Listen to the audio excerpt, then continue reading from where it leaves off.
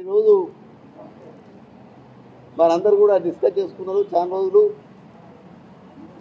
మరి కంపల్సరిగా రేపు కాంగ్రెస్ పార్టీకి నేను ముందే చెప్పినా, మరి ఆడ రాహుల్ గాంధీ గారిని మరి ప్రధానమంత్రి చేయాలని, ఇక్కడ రేవంత్ అన్నను మహేష్ అన్న కూడా మరి పైకి రావాలనేది దృష్టితోని ఈరోజు స్థానిక సంస్థల ఎన్నికలు వస్తున్నాయి.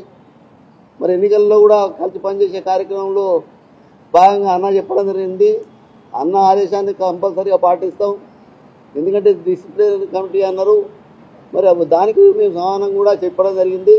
వారు సాటిస్ఫై అయినరు. కాబట్టి ఇప్పుడు కాదు ఎప్పుడు కూడా మా కాంగ్రెస్ పార్టీ మా రక్తంలో ఉన్నది.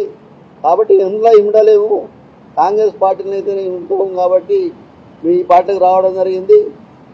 మరి ఈరోజు ఒకటే మాట చెప్తున్నా, కాంగ్రెస్ పార్టీ ఏ ఆదేశం ఇస్తే దాన్ని తూచా తప్పకుండా నేను ఆచరణ పెడతానని తెలియజేస్తాను.